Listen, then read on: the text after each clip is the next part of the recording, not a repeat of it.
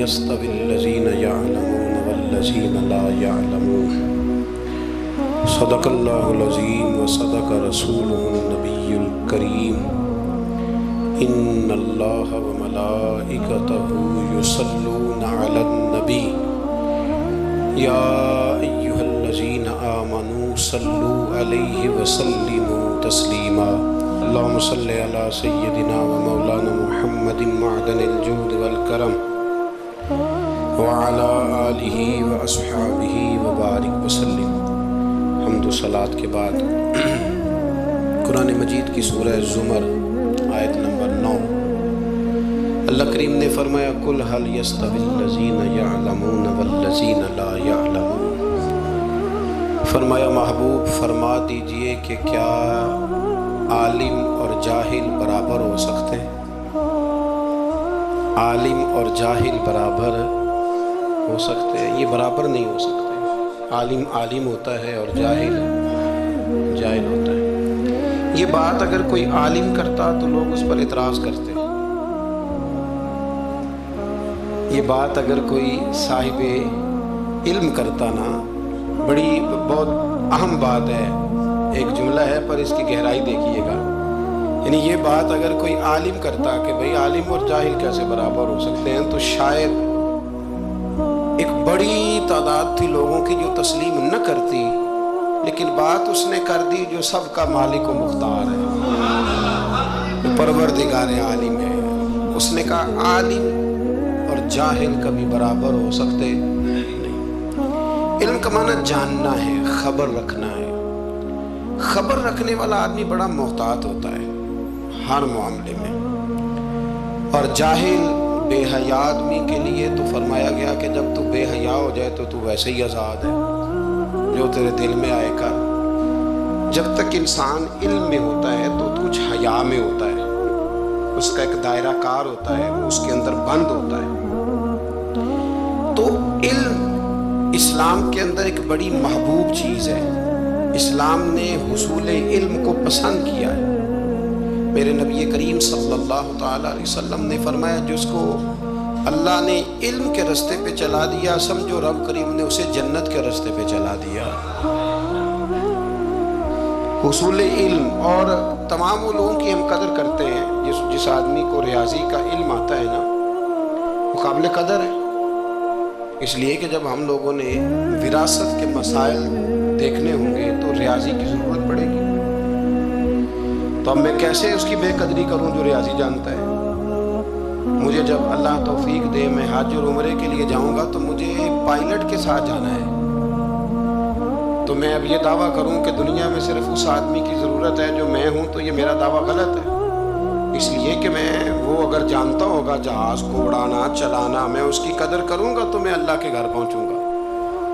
تو کتنا بڑا اس کا میرے لیے اگر میں سمجھوں تو یہ اعزاز ہے کہ اس نے اس فن کو دیکھا، اس کو سیکھا، اور پھر اس کی برکت سے اللہ نے ہمیں بیت اللہ کی زیارت بھی نصیب کرائی اور روضہ رسول کا دیدار بھی عطا فرمایا۔ تو جہاں جو شخص جس معیار کا علم رکھتا ہے اور پھر اس کو مثبت استعمال کرتا ہے، اس کی قدر کرنی چاہیے۔ اور ہر آدمی کی اللہ کے محبوب علیہ السلام اس کے منصب کے لحاظ سے قدر کرتے تھے، ہر آدمی کی۔ جب حدیبیہ کے لیے سفیر کی ضرورت تھی تو کل صحابہ عادل تھے، پیارے تھے، پر حضور نے فرمایا یہ کام عثمان غنی بہتر کر سکتے ہیں۔ تو اور یہ میرے محبوب کے علم کا کمال ہے کہ حضور لوگوں کی روحوں میں جھانک کے دیکھ لیتے ہیں کہ کون بندہ کس قابل ہے۔ خیبر کی رات حضور نے کیا اعلان فرمایا؟ فرمایا جھنڈا سویرے اس کو دوں گا جو انشاءاللہ فتح کر کے آئے گا، جو فتح سویرے، تو بات تو رات حضور نے کر دی تھی کہ فتح ہو جائے گی، اور جھنڈا میں دے دوں گا، تو پھر فتح ہوئی کہ نہ ہوئی؟ تو یہ میرے رسول کریم علیہ السلام کو اللہ نے اعزاز دیا کہ ہر آدمی کی جہاں وہ جس صلاحیت کا مالک تھا اللہ کے رسول نے قدر فرمائی۔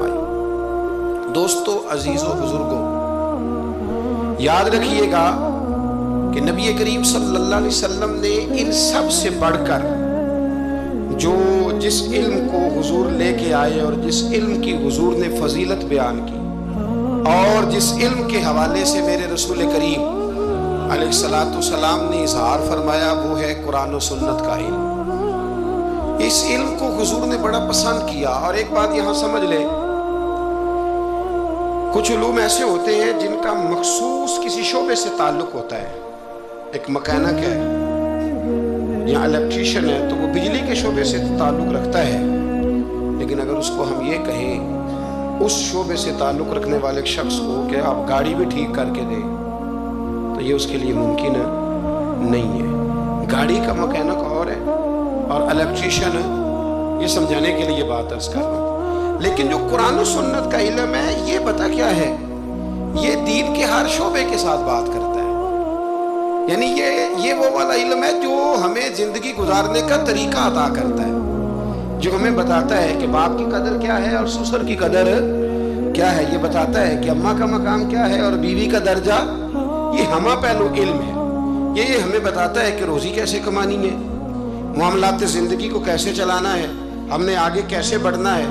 तो ये सारा हमें सिखाता है। इसलिए इस इल्म की फौकियत अकलन भी बहुत ज़्यादा है। और मेरे नबी करीम अलैहिस्सलाम ने जो इस इल्म दीन को और दीन के आलिम को दर्जा दिया, उसकी जो अज़मत और जो इसकी फजीलत है, उसका अलग एक मकाम है। हुजूर सल्लल्लाहु अलैहि वसल्लम मस्जिद नबवी शरीफ में तशरीफ लाए तो दो मजलिसें थी, दो मजालिस थी। एक मजलिस में लोग बैठकर जिक्र कर रहे थे, अल्लाह का जिक्र कर रहे थे, इबादत कर रहे थे, तिलावत कर रहे थे। और दूसरी मजलिस में बैठ कर के लोग इल्म दीन की बातें कर रहे थे। पता ना आपको, हमारे यहाँ कुछ ऐसे लोग भी पैदा हो गए हैं जो कहते हैं दरवेश और होते हैं, मौलवी और होते हैं। मैंने कहा इसका मतलब मौलवी कौन होते हैं? कहते ये जो आलिम होते हैं दीन के। मैंने कहा दरवेश फिर जाहिल को कहते होंगे, क्योंकि अगर आलिम, दरवेश किसको कहते हैं? दरवेश उस आलिम को कहते हैं जो दीन पर अमल करे। जब वो अमल करता है तो वही दरवेश होता है, वही फकीर होता है। अपने इल्म पर अमल करने वाला वही दरवेश है, वही फकीर है। तो हुजूर सल्लल्लाहु अलैहि वसल्लम तशरीफ लाए तो एक मजलिस इल्म हुजूर ने सजी हुई देखी और एक मजलिस जिक्र मेरे नबी करीम अलैहिस्सलाम ने सजी हुई देखी। इन दोनों मजालस को नबी पाक ने देखा और हुजूर बीच में खड़े हो गए। खड़े होकर फरमाया जिक्र वाले भी खैर ही कर रहे हैं और इल्म वाले भी खैर ही कर रहे हैं। अब हुजूर ने फैसला सुनाना था, हैं ये भी अच्छे और हैं वो भी अच्छे। अब फैसला मेरे नबी पाक का क्या है? हुजूर फरमाने लगे मुझे भी अल्लाह ने उस्ताद बना के भेजा है। ये लफ्ज कहे और मेरे नबी पाक उन लोगों में बैठ गए जो इल्म दीन की बात कर रहे थे। हुजूर ने वहां क़याम फरमाया, हुजूर वहां बैठ गए।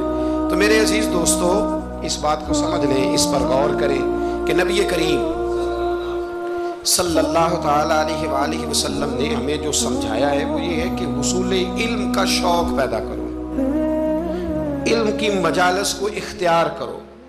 अहले इल्म, जानने वाले, हमारे यहाँ लोगों के पास बड़ा महदूद सा इल्म होता है, लेकिन वो अपने उस इल्म की तरवीज करना, एक खास बीमारी है जिस पर मैं इशारा करने लगा हूँ, उसको समझिएगा।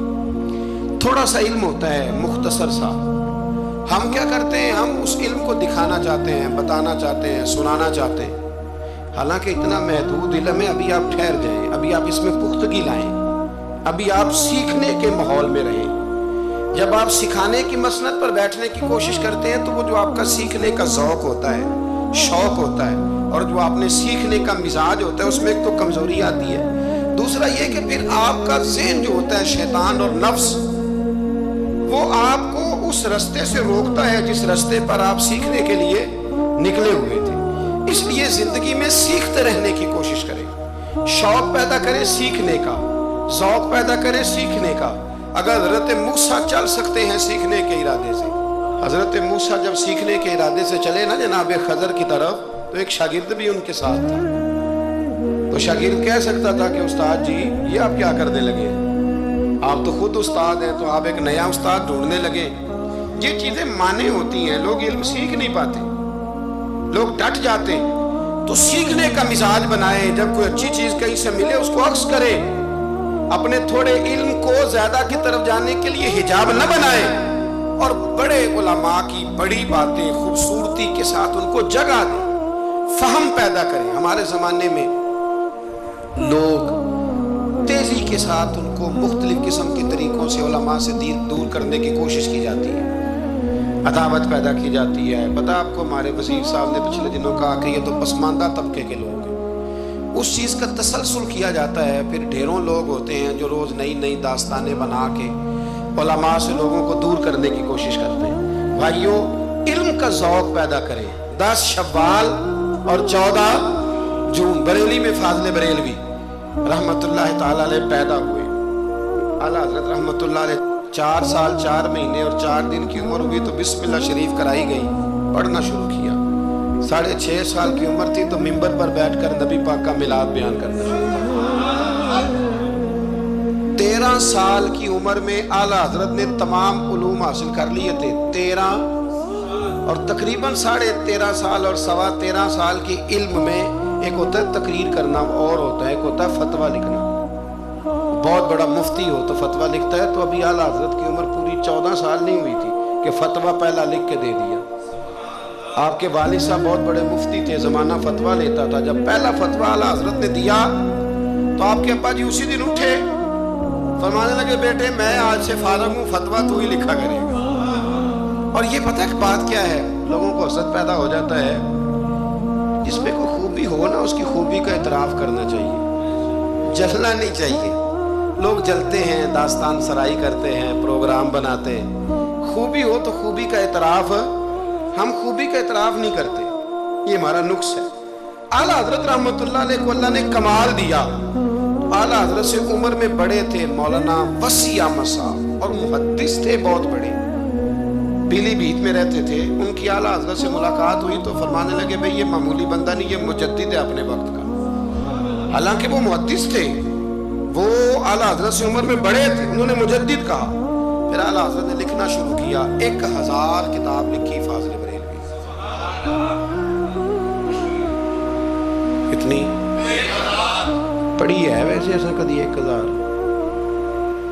جی بچوں سے میں پوچھتا ہوں، کئی دفعہ پیپر دیکھے آتے ہیں تو میں کہتا ہوں کتابیں ساری پڑھی، کہتے نہیں اپ ٹو ڈیٹ تو تیاری کی تھی، استادوں نے کہا تھا یہ والے باب یاد کر لینا پیپروں میں آ جائے گی۔ یعنی پوری کتاب جو ہماری ہوتی ہے نا کورس کی، اسکولوں میں بچے وہ بھی ساری پڑھتے، موٹی تیاری ہوتی ہے نا۔ یعنی کتاب پڑھنا بڑا مشکل کام ہے۔ ہمارے ایک بزرگ تھے تو وہ کہا کرتے تھے کتاب بڑی مہنگی ہو گئی، کتاب خریدنی بڑی مشکل ہے، اور خرید کے پڑھنی اس سے مشکل ہے، پڑھ کے سمجھنی اس سے مشکل ہے۔ فرمایا کرتے تھے سمجھ کے عمل کرنا سب سے مشکل ہے، یہ کام ہی بڑا مشکل ہے پڑھنے پڑھانے کا۔ اعلیٰ حضرت نے 1000 کتاب لکھی، اور کس طرح کر کے لکھی کہ دلائل کے انبار لگا دیے۔ ایک حوالہ نہیں دیا، کئی ایسی جگہ جہاں اعلیٰ حضرت رحمت اللہ نے ایک بات کا 100 حوالہ پیش کیا۔ اتنا کمال اللہ نے عطا کیا۔ آپ حج کرنے گئے ہوئے تھے اور سب سے بڑا آپ کا موضوع ہے نبی پاک کی شانیں بیان کرنا، حضور کی عظمت پہ لکھنا بڑا موضوع ہے۔ اپنے اپنے موضوع ہوتے ہیں نا، کچھ لوگ فقہ آپ نے فقاہت پہ سب سے زیادہ کام کیا، لیکن جس موضوع پر آپ کا غلبہ رہا وہ رسول اللہ کی محبت کا موضوع ہے، وہ نبی کریم کی محبت کا، اور لکھا تو پھر کمال ہی لکھا، پھر کمال لکھا اعلیٰ حضرت، اور حد کر دی۔ مکہ شریف میں تھے، بخار بڑا زیادہ تھا، اور آپ گئے ہوئے تھے حج عمرے کے ارادے سے، تیز بخار تھا، تو کسی شخص نے پوچھا نبی پاک کو علم غیب ہے؟ 2 گھنٹے میں علم غیب پر اتنی موٹی کتاب درج فرما دی، 2 گھنٹے میں، اور کوئی لائبریری نہیں، کوئی حوالہ نہیں۔ تو کسی نے کہا یہ کیا ہے؟ فرمانے لگے یہ میرے محبوب سے غلامی کا رشتہ ہے، یہ میرا حضور سے غلامی کا، تم پوچھتے جاؤ میں حضور کی شانیں بتاتا جاؤں گا، میں نبی پاک کے تذکرے کرتا جاؤں۔ اور پھر تعریفیں کس کس کی حضور کی اولاد کی اصحاب کی نبی پاک کے غلاموں کی ولیوں کی صوفیاء کی۔ علم بڑا تگڑا اللہ نے دیا۔ کسی نے پوچھا تیمم کس مٹی سے جائز ہے؟ تو مٹی کی 80 قسمیں بیان کر دی، مٹی کی 80 قسمیں۔ فرمانے لگے مٹی ایک جیسی نہیں ہوتی، ایک مٹی زمین پہ پڑی ہوتی ہے، کپڑے پہ پڑی ہوتی ہے، کپڑے ایک جیسے نہیں ہوتے، ایک سوتی ہوتا ہے، ایک ریشمی ہوتا ہے، ایک کے اندر مٹی جذب ہوتی ہے، ایک میں جذب نہیں ہوتی، ایک سے دھونے سے جلدی نکل جاتی ہے، ایک سے جلدی نہیں نکلتی۔ 80 قسمیں بتا کے فرمایا اس سے ہو جاتا ہے، اس سے نہیں ہوتا۔ اس سے ہو جاتا ہے، اس سے. اور جواب بڑے شاندار دیتے تھے. ایک بندے نے ایک دفعہ پوچھا جی فرد کا درجہ زیادہ کہ سنت کا؟ فرمانے لگے فرض کا. تو کہنے لگے پھر سیدھا منہ دھویا کریں. آپ وضو میں پہلے ہاتھ دھوتے ہیں، پھر کلی کرتے ہیں، پھر ناک میں پانی ڈالتے ہیں. تو منہ فرض تو منہ دھونا ہے پہلے. ہاتھ دھونا بھی وضو میں سنت ہے، ناک میں پانی ڈالنا بھی سنت ہے، کلی کرنا بھی. تو آپ نے تو پہلے 3 سنتیں ادا کی پھر وضو. فرمانے لگے ٹھیک تم نے کہا ہے، پر تم پتہ نہیں نا تمہیں کہ یہ میرے رسول اللہ کی سنت کی برکت کتنی ہے. شریعت حکم دیتی ہے کہ پانی معتدل ہونا چاہیے وضو کرنے کے لیے، نہ زیادہ ٹھنڈا ہو نہ زیادہ گرم ہو. زیادہ گرم ہو تو منہ جل جاتا ہے. اور شریعت حکم دیتی ہے کہ پانی بد ذائقہ نہیں ہونا چاہیے، اور حکم دیتی ہے کہ بدبو والا نہیں ہونا چاہیے. فرمایا اس لیے ہمارے نبی نے پہلے ہمیں 3 سنتیں دی کہ ٹوٹی کے نیچے نا ہاتھ کر کے دیکھ لو پانی زیادہ گرم تو نہیں، اور کہیں منہ نہ جلا لینا. اور پھر ہمارے نبی نے ہمیں سنت دے کے بتایا کہ منہ میں ڈال کے دیکھ لو بد ذائقہ تو نہیں. پھر کہا ناک میں ڈال کے دیکھ لو کہ اس سے بو تو نہیں آتی. فرمایا مصطفیٰ نے کہا میری 3 سنتیں ادا کر کے اب چہرے پہ پانی ڈالو گے تو فرض ادا کرنے کا مزہ آ جائے گا. اعلیٰ حضرت کو اللہ نے وہ کمال دیا، ملک سخن کی شاہی تم کو رضا مسلم، جس سمت آ گئے ہو سکے بٹھا دیے. باتیں بہت ساری ہیں، کچھ خالص علمی ہوتی ہیں، کچھ بڑے علم بھی ہوتا ہے اور اس میں لطف بھی ہوتا ہے. تو ایک لطف والی بات ہے آپ کو سناتا ہوں. علماء میں نا ایک مسئلے میں اختلاف ہے. خیر اب تو علماء میں مسئلے میں اختلاف ہو تو جاہل چھلانگ لگا کے اندر آ جاتے ہیں. کہتے تو ان کی پتہ تھا پوچھو. علماء میں اکثر مسائل میں اختلاف رائے ہو جاتا تھا اور ہے آج بھی. امام شافعی اور امام مالک کا اختلاف کوئی نہیں تو کیا گالیاں دینی شروع کر دیں گے لوگ؟ اختلاف رائے علماء کے اندر ہو جاتا ہے.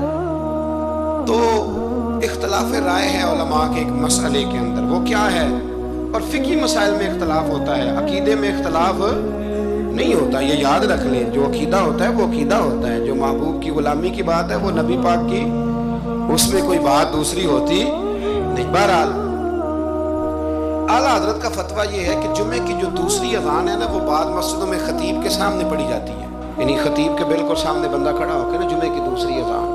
اعلیٰ حضرت کا فتویٰ نہیں باہر دروازے پہ پڑھو، مسجد کے دروازے پہ جو یہاں پڑھتا ہے اذان اس کی بھی ہو جاتی ہے. کہ یہ ایک فقہی مسئلہ ہے، اس میں اختلاف رائے ہو سکتا ہے. اعلیٰ حضرت رحمۃ اللہ علیہ کے خلیفہ رہتے تھے جبل پور میں. فاضل بریلوی جبل پور گئے ان کی دعوت پر، وہاں آپ نے جمعہ پڑھایا تو ایک بندے نے نا آپ کو چٹ دے دی کہ حضرت صاحب جمعے والے دن تو جمعے کی دوسری اذان ہے وہ کہاں پڑھنی چاہیے؟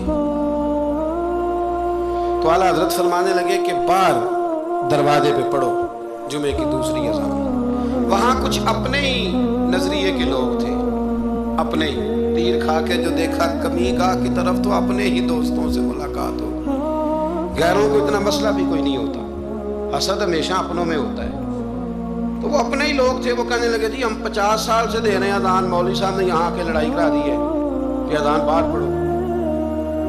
انہوں نے نا کچہری میں، اعلیٰ حضرت انگریز کی عدالت کو عدالت نہیں فرماتے تھے، کہتے تھے عدالت تو وہ ہوتی ہے جہاں عدل ہو.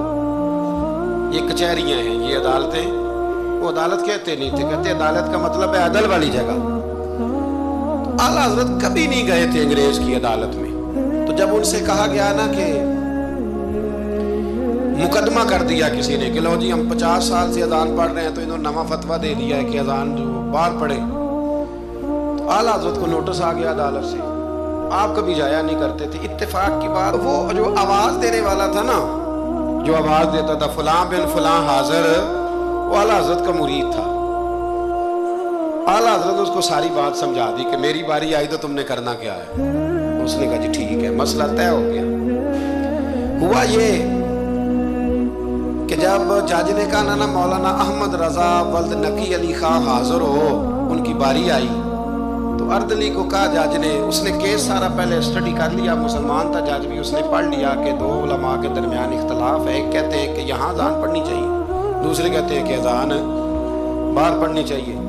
تو وہ پتہ کیا کہتا ہے، اس کو سمجھایا ہوا تھا. جج کہنے لگا چلو جی یہ مسئلہ بھی نمٹاؤ. وہ مدعی پارٹی بھی آئی ہوئی تھی، आला हजरत नहीं आए थे, वो बड़े खुश थे कि वो नहीं ना आया, तो हम जज को ना थोड़ा सा इसको हवा भरेंगे कि देखा ना जी वो तो आपको भी कुछ नहीं समझता, बात और खराब हो जाएगी। पर वह तो इज्जु मन तशा तो जिल्लु मन तशा, ये इज्जतें जिल्लतें ये अल्लाह के हाथ में, ये रब करीम के हाथ में। तो उन्होंने ना पूरी तैयारी, नहीं ना आया देखना और करेंगे। अब वो अर्तली को जब कहा ना उस आवाज देने वाले को, जज साहब ने कि बुलाओ उसको, आला हजरत ने, उसने पता क्या किया, आवाज तो बाहर देनी होती है ना, वो जज के सामने कुर्सी के सामने खड़े होके ना कानों में उंगलियां लेके कहने लगा अहमद रजा वल्द नकी अली खां हाजिर हो। और जज कहने लगा पागल हो गया, बाहर जाके कह। कहने लगे जी यही तो मेरे पीर कहते हैं, यही तो वो फरमाते हैं, यही तो वो फिक्रा अदा करते, मुल्क सुखन की शाही तुमको रजा मुसल्लिम, जिस सिमत आ गए हो सिक्के ही बिठा दिए। फरमाया जी यही तो वो कहते हैं, वो कहते हैं मौलवी तो आया बैठा जुमा पढ़ाने के लिए, इसको अजान क्यों सुनाता है, बाहर सुना ताकि जो रह गया वो भी आ जाए। यही तो वो फरमाते हैं। जज कहने लगा मौलाना को तकलीफ करने की जरूरत नहीं, वो जो कहते हैं ठीक ही कहते हैं, फतवा मसला उनके हक में देता हूँ। याद रखें आला हजरत का ये कमाल था कि उन्हें अल्लाह ने इल्म भी दिया था और समझाने की ताकत भी अता फरमाई। उनके अंदर ये कुव्वत थी, ये हिम्मत थी कि वो बात समझा सकते थे, लेकिन जिसकी शान ज्यादा होती है उसके मुखालिफ भी ज्यादा होते हैं। पक्की बात। आला हजरत ने एक शेर लिखा है, गौसे पाक से फरियाद करते हैं अदू बददीन और मजहब वाले हासद। कहते हैं ए गौस पाक, वो जो मेरे बेगाने हैं ना वो तो वैसे ही बददीन है, और जो मेरे अपने हैं वो मुझसे हसद करते हैं। तू ही तन्हा मेरा जोरे बाजू है या गौस, कहते हैं तू ही मेरा जोरे बाजू है। बेगाने वैसे बददीन है और अपने तू ही है जो तन्हा मेरा जोरे बाजू है। तो आशिदीन बड़े अंदर पैदा हो गए बाहर। तो सारी जिंदगी फाज़िल बरेलवी ने मुकाबला किया। ईमान, अगर इल्म बड़ा तगड़ा था तो ईमान भी बड़ा तगड़ा था, तगड़ा ईमान। आप यकीन करें ईमान बंदे का मजबूत हो ना तो दुनिया के हर मैदान में वो कामयाब होता है। और अगर ईमानों में कमजोरी हो, कच्ची कच्ची बातें करना, ठीक है चलते हैं करते हैं, ये भी सही होगा वो भी सही होगा, सवाल ही नहीं पैदा होता। तगड़ी नबी करीम अलैहिस्सलाम ने ना एक हदीस हुजूर ने बयान फरमाया, किसी मुसीबत ज़दा को, किसी बीमार को देखो तो एक दुआ पढ़ लिया करो, तुम कभी उस मुसीबत में मुब्तला नहीं होगे। दुआ क्या है? अल्हम्दुलिल्लाहिल्लज़ी मिम्मब्तलाका बिही वफ़द्दलनी अला कसीरिम मिम्मन खलक़ तफ़दीला। ये दुआ पढ़ लो बीमार को देखकर, ये दुआएं याद किया करें, ये पढ़ लो तो जिस मुसीबत में देख के किसी को पढ़ोगे अल्लाह तुम्हें कभी उसमें मुब्तला नहीं करेगा। बरेली शरीफ के दाएं बाएं हिंदुस्तान में ना एक मर्ज अक्सर फैला करता था, उसको ताऊन का मर्ज कहते हैं। ताऊन का मर्ज, वो ना गिल्टियां निकलती हैं इंसान के वजूद पर, तो इतना सख्त होता था कि लोग मर जाते थे। अल्लाह ताला माफ करे। बाज लोग कहते हैं ट्यूमर होता है ना कैंसर की गिल्टियां, ये भी शायद उसी का तसलसल है, और इस जमाने में शायद उसका नाम लोगों ने ये रख दिया। बड़ा सख्त मर्ज था। तो आला हजरत के सामने 2-3 मरीज आए तो आपने ये दुआ पढ़ ली। एक दावत किसी ने आला हजरत की पकाई तो आपको ना, चूंकि मैदे में बड़ी तकलीफ थी, आपको पता है मैदे में गर्मी बहुत ज्यादा हो तो मुंह पक जाता है, तो तबीब कहा करते थे कि मुंह के छाले बहुत तेजाबियत हो, कोई ऐसी चीज खा लें तो उससे ना। आप एक दावत पे गए तो मेजबान ने ना गाय के गोश्त के कबाब बनाए हुए थे, 7 पूड़ियां थी। अब आला हजरत के लिए तबीब ने सख्त मना किया था, अगर आप खाएंगे फौरन आपके मैदे में शदीद किस्म का ये तेजाबियत कर देगी, अल्सर का मसला बन जाएगा, मुंह आपका छालों से और फिंसियों से गिल्टियों से भर जाएगा। अब जब वहां पहुंचे तो उसने ये पका के रखा था। अब ये जो दीनदार लोग होते हैं ना, इन बेचारों के बड़े मसले होते हैं, बड़े मसले। ये कई दफा अपनी बचत के मामले में बड़े परेशान होते हैं कि लोग क्या कहेंगे। जाहिल तो जो मर्जी कर जाता है ना, आलिम ने फूंक फूंक के कदम रखना होता है कि यार यहाँ ना मसला बन जाए, यहाँ ना मसला बन जाए। अब वो आपका खादम कहने लगा हुजूर इनसे कहते हैं कि ये सादा कोई खाना ले आए ताकि आप खा लें, अब ये आप खाएंगे तो बीमार हो जाएंगे। तो आला हज़रत फरमाने लगे वो तो बात तेरी ठीक है, بیمار ہو جاؤں گا، لیکن اب یہ آدمی ہے، اس کو میں کیسے کہوں؟ یہ کہے گا کہ میں نے اتنی محنت کی ہے اور یہ کھا نہیں رہے، اخلاقاً درست نہیں کہ آپ میزبان کو اب آپ کسی کو کہہ دیں، واقعی مشکل ہوتی ہے کہ یار حد ہو گئی ہے، اتنے پیسے لگا دیے، اس کو پسند نہیں آ رہا۔ خیر چاروں ناچار آپ فرمانے لگے یار جتنا بھی کھایا جاتا ہے کھا لیتے ہیں، پھر جو ہوگی دیکھی جائے گی، بندے کا دل رکھنا بھی تو ضروری ہے، اور رب کریم کے بندوں کا طریقہ یہی ہے، اللہ کے بندوں کا طریقہ یہی ہے، دل رکھنا بھی تو ضروری ہے نا۔ اعلیٰ حضرت نے نا وہ پوڑی بھی کھا لی، کباب بھی کھا لیا، جا کے گھر آ کے رات کو لیٹے، سویرے اٹھے تو منہ سارا چھالوں سے بھر گیا، کیونکہ طبیب نے منع کیا ہوا تھا، اتنا بھر گیا کہ بولا بھی نہیں جاتا، منہ کھولا بھی نہیں جاتا، شدید مشکل ہے، کیا کریں؟ آپ کے بھائی مولانا حسن رضا صاحب رحمۃ اللہ علیہ نا ایک طبیب کو لائے، بڑے سیانے کو، اس نے آتے ہی کہا ان کو تو طاعون ہو گیا۔ اعلیٰ حضرت فرمانے لگے تو جھوٹ بولتا ہے اور تیری حکمت بھی جھوٹ بولتی ہے، مجھے طاعون نہیں ہو سکتا۔ اس نے کہا جناب کوئی گلٹی ہے؟ فرمانے لگے تو جھوٹ بولتا ہے اس لیے کہ میں نے طاعون والے مریض کو دیکھ کے وہ دعا پڑھ لی تھی جو میرے نبی نے سکھائی ہے۔ تو طبیب کی بات غلط ہو سکتی ہے، میرے حبیب کی غلط نہیں ہو سکتی، حبیب کی بات غلط ہو سکتی۔ فرمایا وہ کہنے لگا جی وہی ہے، تو آپ فرمانے لگے طبیب جھوٹا ثابت ہوگا اور حبیب کی بات کو اللہ سچ ثابت کرے گا، یہ ہو ہی نہیں سکتا، میں نے دعا پڑھ لی تھی، یہ کیسے ہو سکتا ہے؟ یہ یقین کامل ہے۔ یہ کیا ہے؟ بولیے۔ علامہ اقبال کہا کرتے تھے یاد رکھو غلامی سے بدتر ہے بے یقینی، غلامی سے بدتر ہے بے یقین نہیں، یقین کامل، پیر کامل کہ یقین کامل، حالانکہ دونوں کوئی کامل ہونا چاہیے، پر یقین کامل بڑا نفع دیتا ہے، یقین کامل ہے، آپ یقین کریں۔ ایک درویش کی میں بات پڑھ رہا تھا تو وہ کہیں مرید ہو گئے، تو اتنے ہی یہاں نا پیری مریدی بڑی کچی ہوتی ہے، ہو بھی سکتا ہے، پوچھ بھی لیتے ہیں کہ ایسا نہیں، مرید ہو گئے تو کسی نے ان کو کہا کہ سچی بات یہ ہے کہ بندہ کامل نہیں، فرمانے لگے نہیں کامل تو میں نے پکڑ لیا، میں نے رب سے کہنا اسے کامل کر، کیونکہ میرا سارا کچھ یہی ہے۔ ختم ہو گئی بات، ایک در پھڑیے تو محکم پھڑیے، ایک دہی ہو کے مریے، اللہ کر دے گا کامل، ختم ہو گئی بات۔ یہ کیا بات ہوئی؟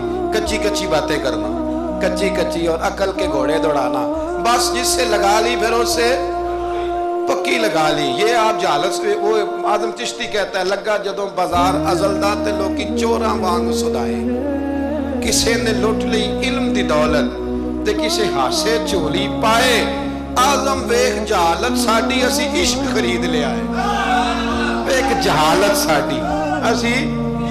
اور ایک شعر اور بڑا کمال ہے اس کا، چلو آ گیا ہے، اعلیٰ حضرت کا موضوع ہے نا تو مجھے بھی بڑا ہی مزہ آ رہا ہے۔ تو وہ کہتے ہیں کہ کسے دے سر دستار امامت اس علم پڑھاون سکھیا ہے، تے کسے نے پہنے ہیں فقر دا چوغا اس زہد کماون سکھیا ہے، آزم ویخ مقدر ساڈا اسا یار مناون سکھیا ہے، ویخنا مقدر ساڈا اسا پکا پروگرام بنایا ہے، ویخ مقدر ساڈا اسا یار مناون سکھیا ہے، تے سانوے دی بڑی جاچ ہے، اسا یار نہیں سمجھ بات کی، اسا یار مناون، صحابہ کو پتہ ہوتا تھا کہ حضور کو منانا کیسے، بندہ ڈھونڈ کے لے آتے تھے، انہیں پتہ تھا یہ کیسے مانیں گے۔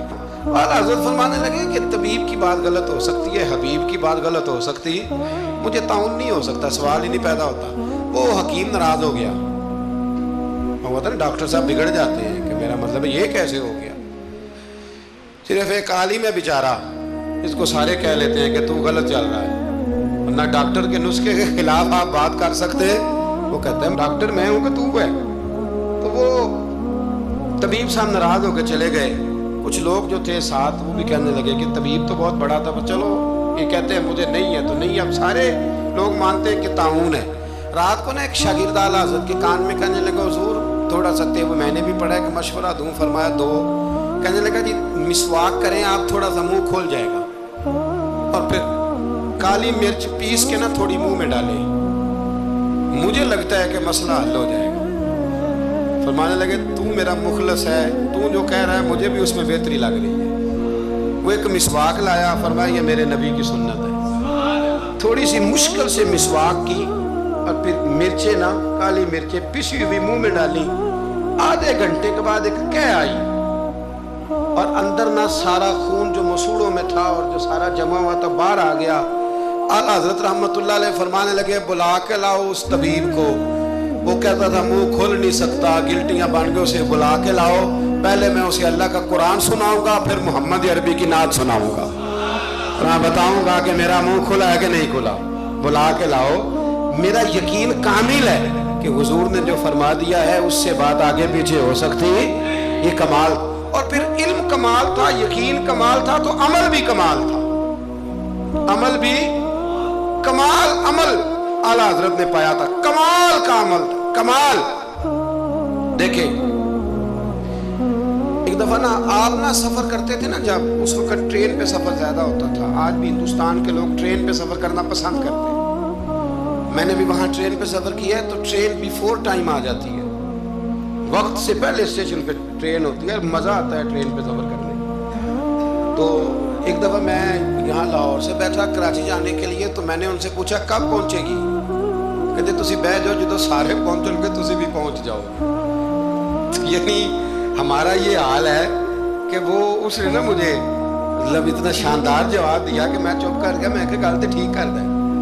کہندے جی ٹائم ہن تانوں کیویں دسیے, کیونکہ ٹائم ہے ہی کوئی نہیں, حالات ہی بڑے خراب تھے ان دنوں. کہنے لگا بیٹھ جائیں, جب سارے پہنچیں گے تو آپ بھی. میں کہ چلو ٹھیک ہے, ختم ہو گئی بات. تو ہندوستان میں نا ٹرین کا سفر زیادہ کیا جاتا ہے. اللہ تبارک و تعالیٰ فضل کرے گا, پاکستان کی بھی ہر چیز انشاءاللہ آگے نکل جائے گی. سارے اس وطن پہ اللہ نے بڑا ہی فضل کرنا ہے. تو سفر تھا. اعلیٰ حضرت کا طریقہ یہ تھا کہ آپ یہ حساب لگاتے تھے کہ نماز کا وقت کہاں آئے گا. کوشش فرماتے تھے کہ ٹرین بدلنی پڑے تو بدل لیں, لیکن ایسے ٹائم پہ جا کے ٹرین رکے کہ جہاں نماز نہ رہ جائے. یہ خاص ان کا تقویٰ تھا. بہرحال ایک دفعہ نا اجمیر شریف جا رہے تھے, خواجہ معین الدین اجمیری کے مزار پہ حاضر تھے, سلطان الہند کے مزار پہ اعلیٰ حضرت تشریف لے جا رہے. رستے میں نے ایک جگہ مغرب کا وقت ہوا, ٹرین تھوڑی دیر کے لیے رکی, تو اعلیٰ حضرت فرمانے لگے نیچے اترو بھائی. ساتھ ہی نا پلیٹ فارم پہ صفیں بچ گئیں, چادریں بچ گئیں, مسلے بچ گئے. اعلیٰ حضرت جماعت کرانی شروع کر دی. رابٹ نام تھا اسٹیشن ماسٹر کا. وقت ہو گیا. وہ جو گاڑی کا ڈرائیور تھا وہ مسلمان تھا اور بڑا عقیدت مند تھا. یہ انگریز تھا, انگریزوں کی حکومت تھی. اس کا دل تھا کہ میں بزرگوں کو نماز پڑھ لینے دوں, پر یہ کہنے لگا چل ٹائم ہو گیا, وصل دے. جو بیٹھ گیا, جو رہ گیا. اس نے وصل دیا گاڑی کو. اعلیٰ حضرت نماز پڑھتے رہے. دوسری رکعت سکون سے نماز پڑھی. اب وہ گاڑی کو آگے لے جاتے ہیں, گاڑی آگے جاتی نہیں. آگے لے جاتے ہیں, جاتی نہیں. وہ رابٹ جو تھا وہ کہنے لگا اس کو, ڈرائیور کو, چلاتا کیوں نہیں. کہنے لگا چال ہی نہیں رہی, انجن میں مسئلہ ہو گیا. کہنے لگا ذرا پیچھے کرنا. اس نے پیچھے کی تو پیچھے ہونے لگ گئی, آگے کی تو جاتی نہیں. اس کو شک پڑا کہ یہ مسلمان ہے, شاید فیور کر رہا. کہتا تو نیچے اتر, میں بیٹھتا ہوں. وہ بیٹھا, اور وہ آگے کرتا ہے تو گاڑی آگے نہیں جاتی, پیچھے کرتا ہے تو گاڑی پیچھے جاتی ہے. انجینئر کو بلایا, ہر چیز چیک کر لی, پر گاڑی چلتی نہیں. کیسے چلے؟ ہر مشکل دی کنجی یارو, ہاتھ مرداں دے آئی. یہ کیسے چلے گی؟ سوال ہی نہیں پیدا ہوتا, چل سکتی نہیں. اب جو اس کو نا تھوڑی سمجھ آئی, پوری سمجھ کے بعد نا دل نرم ہوا. اتر کے نا اعلیٰ حضرت نماز پڑھ رہے تو بیٹھ گیا. غور سے دیکھنے لگا کہ بڑے خشوع سے, حضور سے, عاجزی سے, دل جمی سے اعلیٰ حضرت نماز پڑھ رہے. شوق سے, ذوق سے, توجہ سے, بڑا متاثر ہوا. نماز مکمل ہوئی نا تو ڈرائیور سے کہنے لگا میں نے بھی ساتھ جانا ہے. وہ بھی گاڑی میں بیٹھ گیا. تو اعلیٰ حضرت سے فرمانے لگا, عرض کرنے لگا حضور یہ کیا تھا سارا کچھ؟ فرمانے لگا کچھ بھی نہیں, میں رب کی نماز پڑھ رہا تھا, رب نے بندوبست کرا دیا. نماز جو اللہ کی تھی اللہ نے بندوبست کر دیا ہے, اس سے زیادہ میرا کمال کوئی نہیں. کہنے لگا حضرت جی پہلے میں نے اسلام سنا تھا, آج میں نے اسلام دیکھ لیا ہے. آپ مجھے کلمہ پڑھائیں, میں مسلمان ہونا چاہتا ہوں. آپ مجھے کلمہ پڑھائیں, میں مسلمان ہونا چاہتا ہوں.